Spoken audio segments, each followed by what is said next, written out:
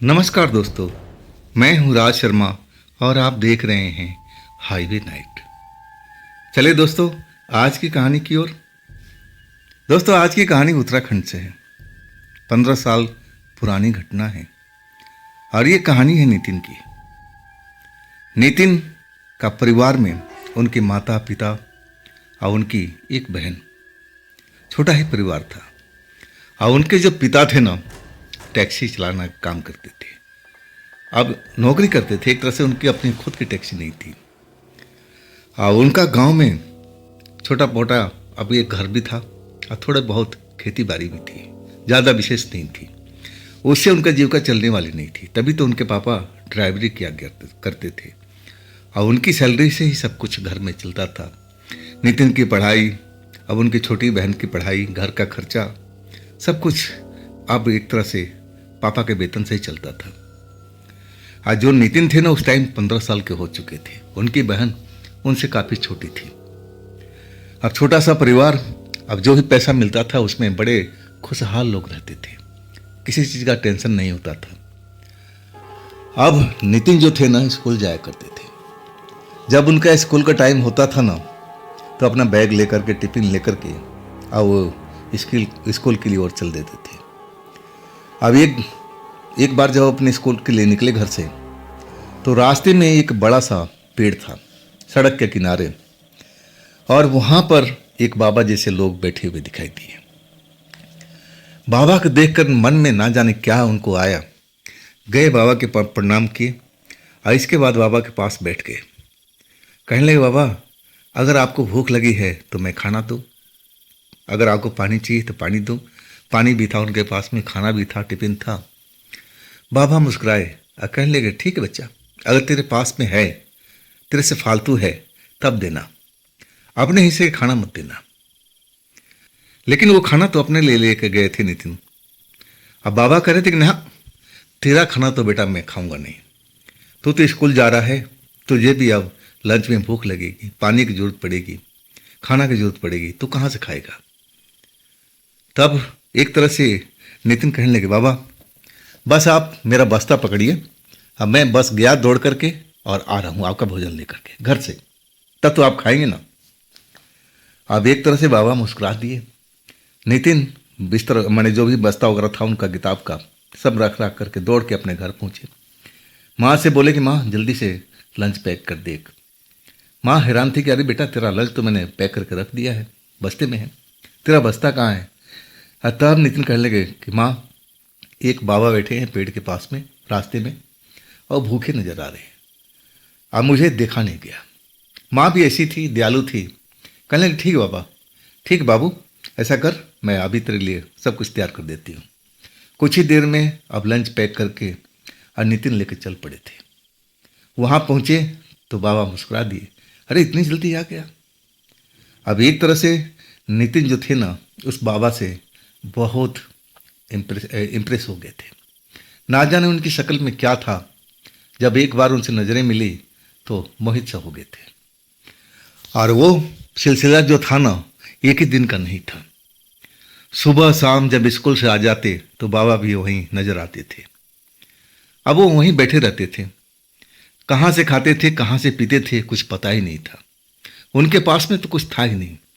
इसलिए नितिन बहुत परेशान होते थे। बाबा से पूछते थे कि बाबा आप यहाँ क्यों बैठे हो, यहाँ कोई भोजन थोड़ी आपको देगा। और तब बाबा हंस के कहते थे कि देख, जब मुझे भूख लगेगा ना कहीं से खाना जरूर आ जाएगा। तुमने ला दिया ना, ईश्वर हमारी हमेशा मदद करता है, तो निराश मत हो बेटा। ये सिलसिला लगभग 15 दिन तक चलता रहा। आखिरकार 15 दिन जब बीत चुका था और नितिन फिर स्कूल के लिए, बाबा के लिए स्पेशल लंच लेकर के पहुंचे, तो बाबा कहीं जाने की तैयारी में थे। बाबा को जाते देख नितिन अब परेशान हो गए, बाबा कहाँ जा रहे हो आप यहीं रहो ना, आपके लिए मैं खाना और पानी लेकर आता हूँ, कोई परेशानी हो तो बताओ, वो भी हम कष्ट को दूर करेंगे। तब बाबा कहने लगे, देखो हमारा यहाँ रहने का मकसद खत्म हो चुका है, अब मैं अब कहीं और ठिकाने पर जा रहा हूँ। अब नितिन एक तरह से आग्रह करने लगे कि बाबा आप मत जाइए, मुझे आपको देख करके दादाजी की याद आती है। अब जो बाबा थे मुस्कुराए और कहने लगे, ठीक है बेटा, जो तूने मेरा सेवा किया मैं बहुत प्रसन्न हूँ।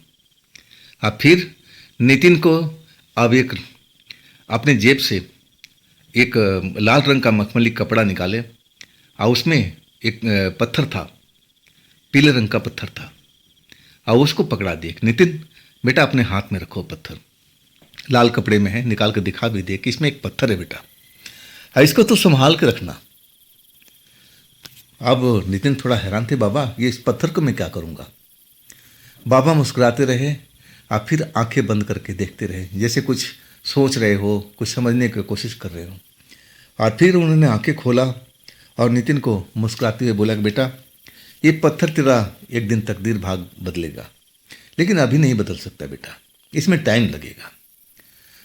अब जो तेरी अब उम्र 25 साल की हो जाएगी ना, और तब ये पत्थर जहाँ मैं बैठा हूँ इस पेड़ के पास में, अब इसी जगह पर आना तुम, लेकिन अकेले आना, अपने साथ परिवार का दोस्त मित्र किसी को मत लाना।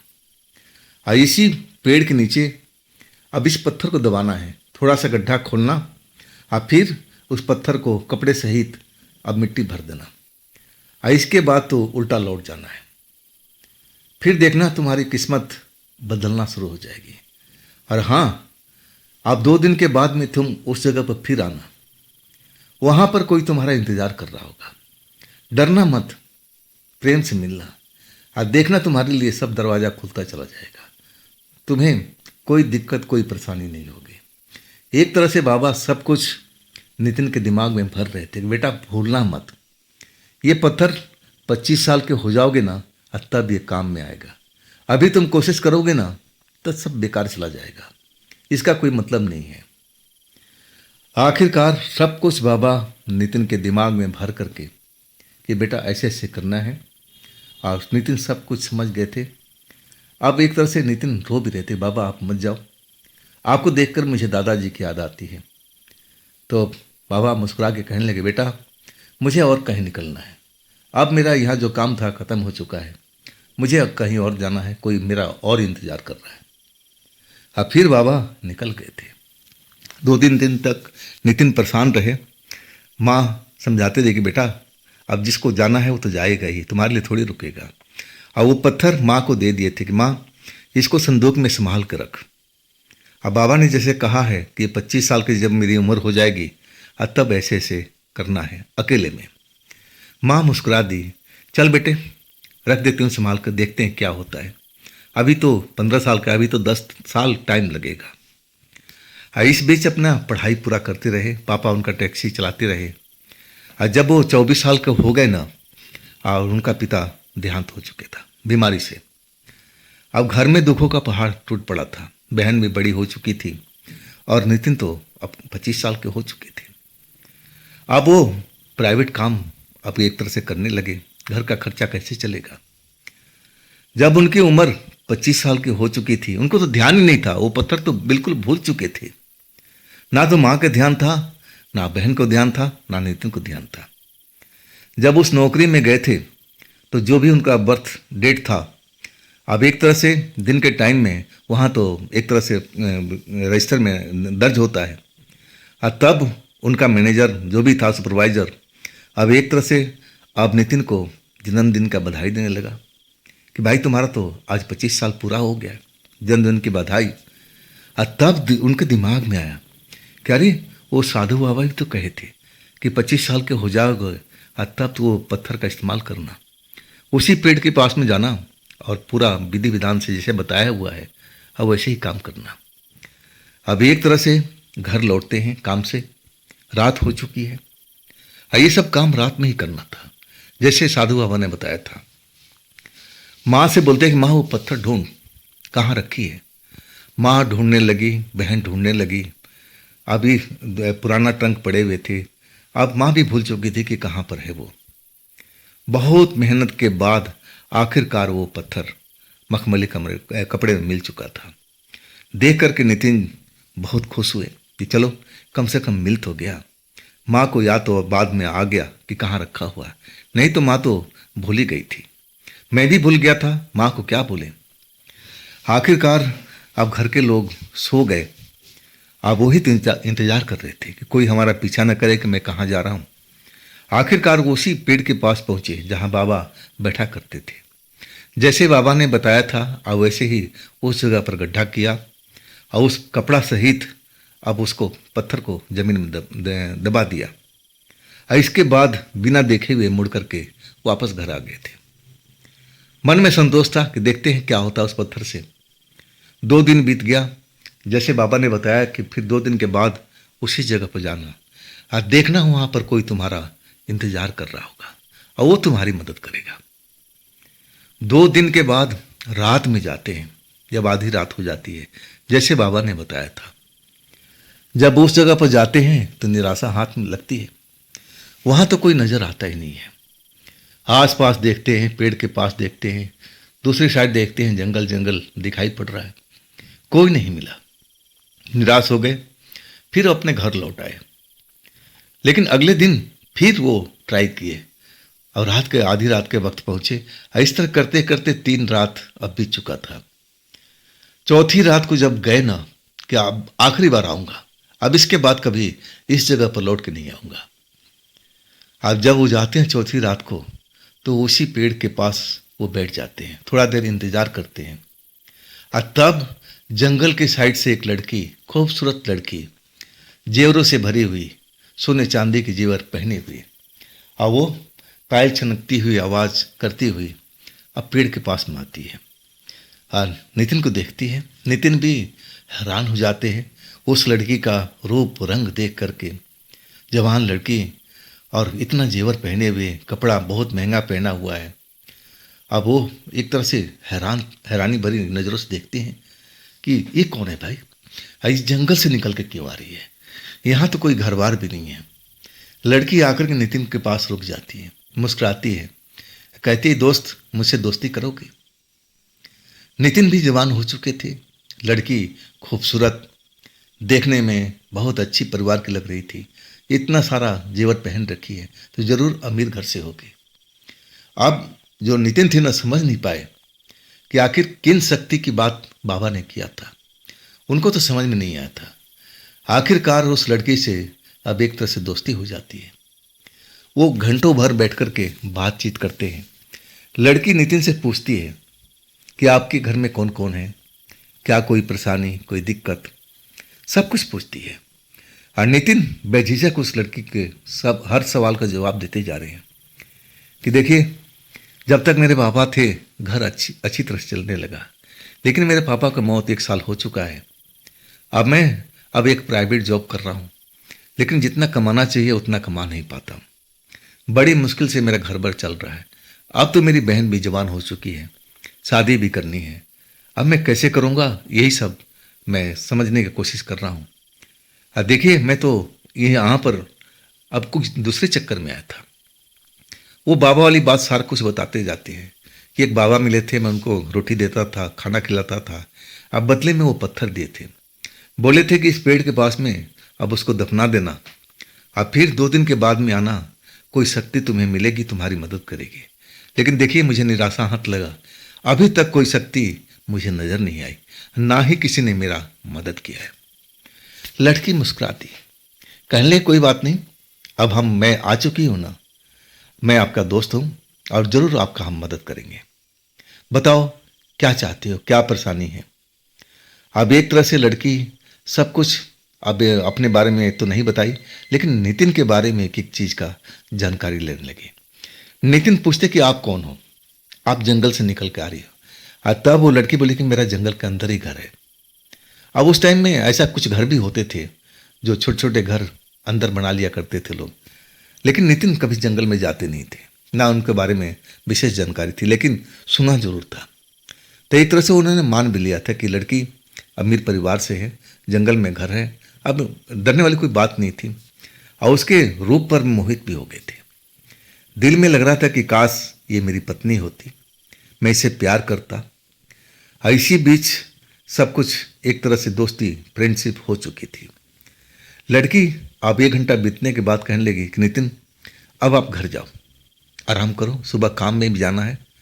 हम तो दोस्त हो गए ना, जब भी आपको मिलने का दिल करे अब इसी पेड़ के पास में आ जाना, लेकिन आना आधी रात को, क्योंकि मेरे घर के लोग भी जगे रहते हैं और आपका भी घर के लोग जगे होते हैं, तो हम रात को ही मिल सकते हैं।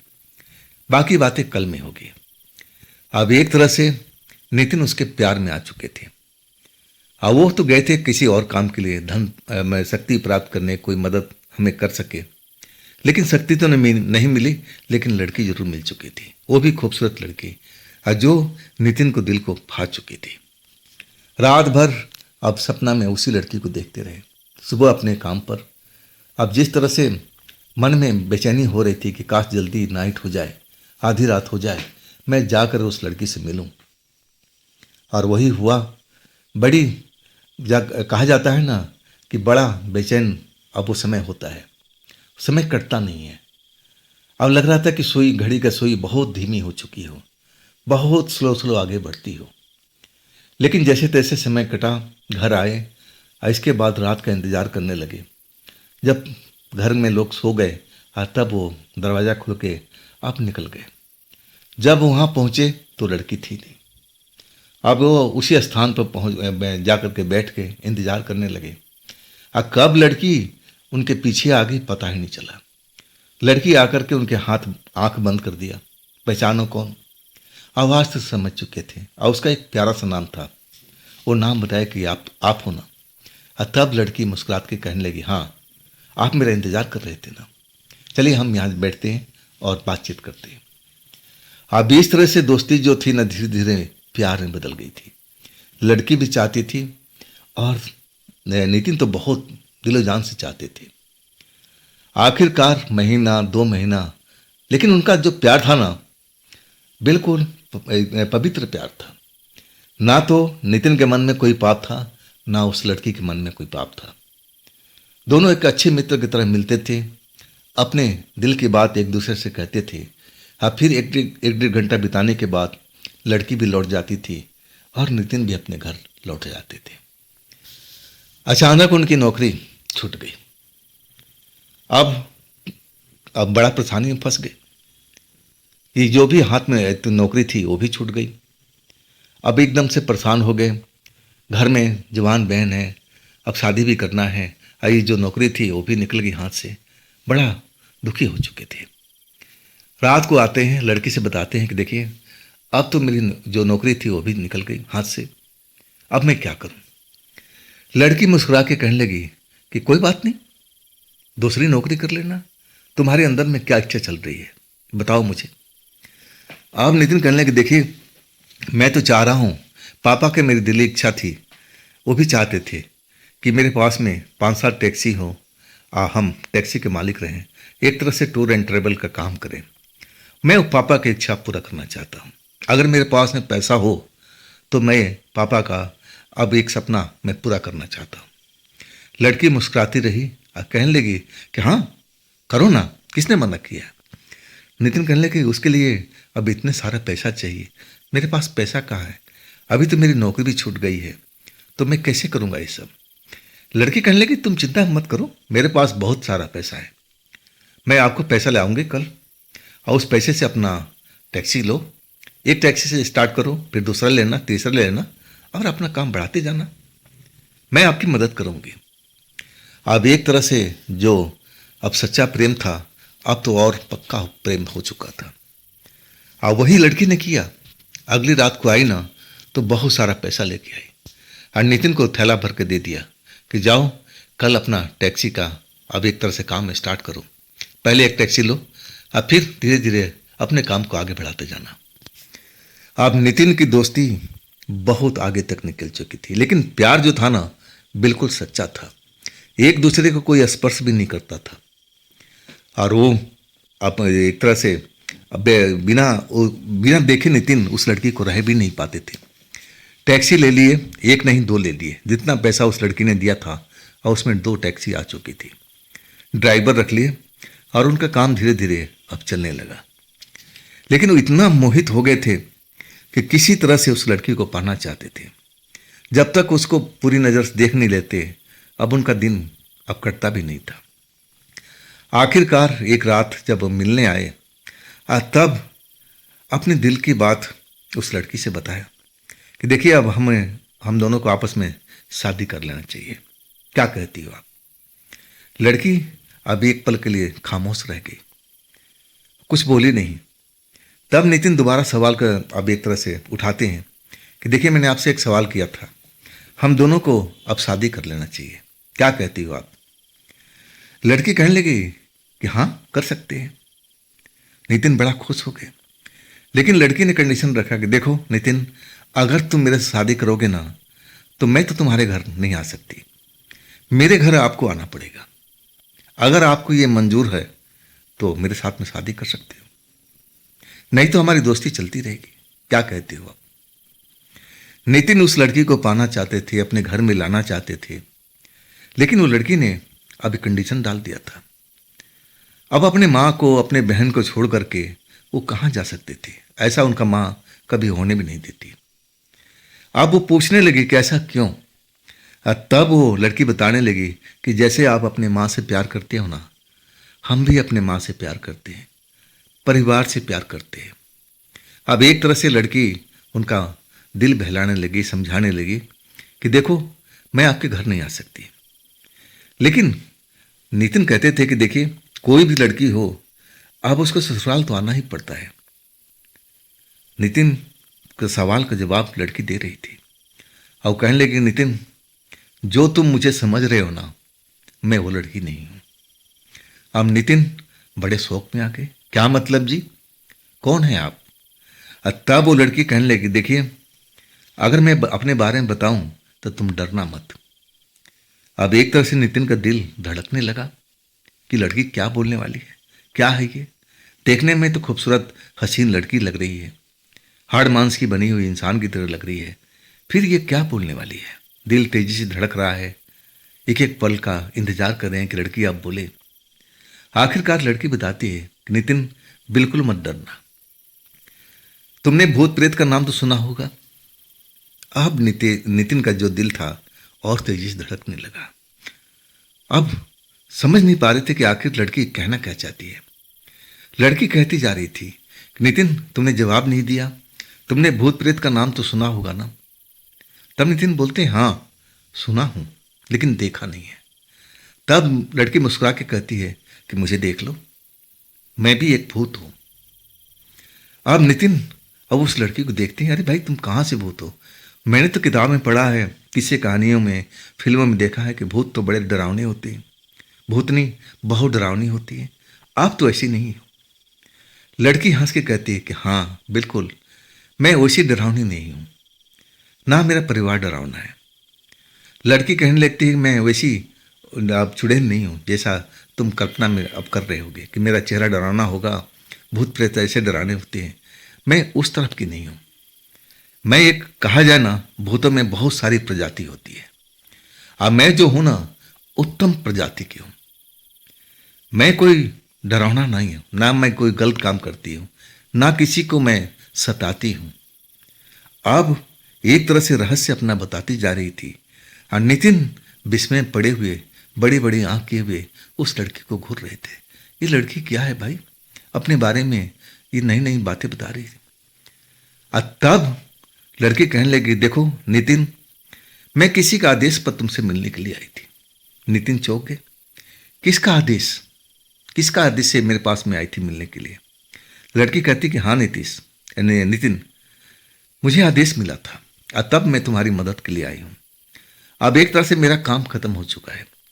अब देखो, तुम्हारा कारोबार चल पड़ा है, टैक्सी तुम्हारे पास में आ गई है, और देखो इसी टैक्सी से तुम बरकत करते जाओगे, तुम आगे बढ़ते जाओगे, बस मेहनत करते जाओ। देखो, अब नितिन पूछ रहे थे बार बार कि आदेश किसका था, किसके कहने पाई हो। तब वो लड़की बताने लगी, नितिन, तुम्हें याद है जब तुम 15 साल के थे? नितिन बोले, हाँ बताओ, बात क्या है? वो साधु बाबा तुम्हें याद है? नितिन अपने ध्यान में अब ढूंढने लगे, याद आ गया, हाँ हाँ अच्छी तरह से याद है। तो तुम उनको खाना खिलाते थे ना, दोस्ती थी ना? नितिन कहने लगे, हाँ। तो कहने लगे कि एक तरह से वो, मैं उनको अपना पिता ही समझती हूँ, और उन्हीं के आदेश से मैं इस जगह पर आई हूँ। वो पत्थर याद है जो तुम इस पेड़ के नीचे दफनाए हो? आप नीतीश एकदम हैरान हो चुके थे अरे, ये तो वो शक्ति है जिसके बारे में बाबा ने बताया था। वाकई में अब दिल तेजी से धड़क रहा था। लड़की बता रही थी कि देखो नितेश, मुझे भी तुमसे प्यार हो गया है, मैं भी तुम्हें पाना चाहती हूँ। अगर मेरी बात मानोगे तो मेरे साथ में चलना पड़ेगा। अब फिर तुम अपने घर की ओर लौट नहीं पाओगे। क्या तुम ऐसा कर पाओगे? नहीं ना। तुम अपनी माँ को छोड़ नहीं पाओगे, अपनी बहन को, अपने रिश्तेदारों को छोड़ नहीं पाओगे। ऐसा कर पाओगे? नीतीश अब कहने लगे, उनके आंखों से आंसू निकल रहा था कि नहीं नहीं, मैं अपनी माँ को छोड़ नहीं सकता, ना मैं अपने रिश्तेदारों को छोड़ सकता, ना अपने बहन को छोड़ सकता है। आखिरकार वो लड़की कहने लगी कि बस आज की रात हम आखिरी बार मिल रहे हैं, अब इसके बाद हम कभी नहीं मिलेंगे।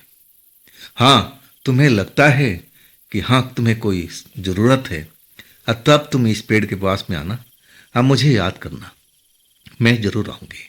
आने में थोड़ा वक्त लग सकता है, लेकिन मैं जो आऊँगी ज़रूर, मेरा इंतज़ार करना। आखिरकार वो लड़की नितिन को अब समझा बुझा करके, नितिन अब घर जाओ और अपने काम को संभालो, उन पैसों से कमाओ, अपनी बहन का धूमधाम से शादी करो। वो बाबा भी चाहते थे, उनकी इच्छा थी कि तुम सुखी रहो, तुम्हारा परिवार भी सुखी रहे। आखिरकार वो लड़की नितिन को बाय बोल करके फिर जंगल की तरफ चल गई। और इसके बाद नितिन घंटे भर वहाँ पर बैठे रहे अकेले। अब उस लड़की के बारे में सोच रहे थे, समझने की कोशिश कर रहे थे। आखिरकार उनको समझ में आ गया कि ना, ये हमारी जोग लड़की नहीं है, ये शक्ति है, बाबा ने भेजा था। नहीं, मुझे ऐसा कोई काम नहीं करना चाहिए। आखिरकार उसने मेरी मदद तो की ना, मेरे कारोबार को स्टार्ट कर दिया, जो पापा का सपना था वो पूरा तो कर दिया। अब मुझे कोई किसी चीज़ की जरूरत नहीं है, मैं उन्हीं पैसों में सब कुछ करूँगा, आगे बढ़ता जाऊँगा। और आखिरकार घर की तरफ लौट आए थे और सही मायने में बड़ा संतुष्ट नजर आ रहे थे कि चलो मेरे पापा का सपना पूरा हो चुका है। और इसके बाद उनकी बहन की धूमधाम से शादी भी हुई। जो पुराना घर था अपने आप बन चुका था। नितिन की शादी भी हुई सुंदर लड़की से। अब एक तरह से उनकी माँ गुजर चुकी थी, अब पति पत्नी और 2 उनकी संतानें भी हुई थी। आज भी वो वही कारोबार करते हैं, टूर एंड ट्रेवल का। बहुत सुखी और सफल इंसान है। तो दोस्तों, ये थी आज की कहानी नितिन जी की। ये कहानी आपको कैसी लगी ज़रूर कमेंट में बताइएगा। हाँ दोस्तों, ये भी चैनल आप ही का है, इसको भी अपना प्यार देना, लाइक करना, सब्सक्राइब करना, अपने दोस्तों को शेयर करना। अब फिर हम मिलते हैं कल की रात एक नई घटना, एक नई कहानी के साथ में। आप लोग अपना ख्याल रखिएगा। नमस्कार।